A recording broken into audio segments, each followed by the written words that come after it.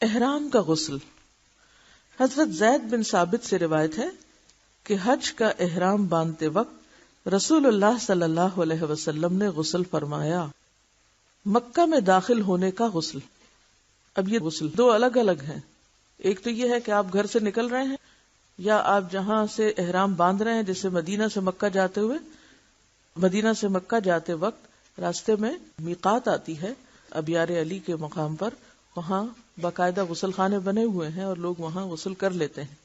لیکن اگر آپ گھر سے بھی اس نیت سے کر کے نکلیں تو بھی درست ہے، کیونکہ بعض اوقات پبلک ٹوائلٹس میں موقع نہیں بھی ملتا وہاں.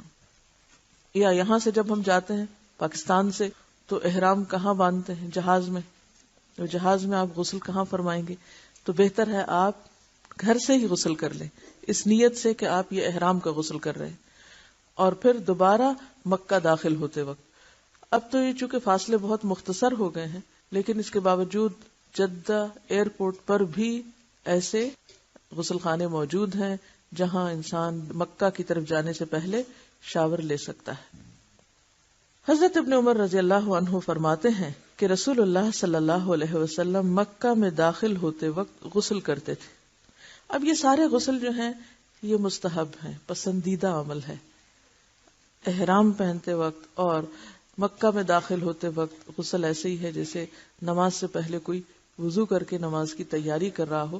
وضو تو خیر فرائض میں سے ہے، لیکن یہ بھی چونکہ اللہ کے گھر جا رہا ہوتا ہے انسان، تو صاف ستھرا ہو کے جائے، تیار ہو کر جائے، باقاعدہ اس کے اندر ایک فیلنگ ہو کہ وہ اللہ کے گھر داخل ہو رہا ہے، ایک اللہ سے ملاقات کا ذریعہ ہے. تو اس میں جسمانی صحت اور صفائی اور ستھرائی جو ہے وہ روحانی صحت پر اثر انداز ہوتی ہے. تو یہ سارا جو غسل کا جتنا بھی بیان تھا، اس میں ایک بات بہت اچھی طرح واضح ہو گئی کہ فرض کے درجے کا غسل جو ہے وہ ناپاکی سے پاک ہونے کا ہی ہے، اور بس. باقی جو غسل ہیں وہ مستحب میں ہیں، مستحبات میں سے ہیں، جن میں سے سب سے اہم غسل جمعے کا غسل ہے، جس کو بعض علماء واجب کے درجے پر رکھتے ہیں.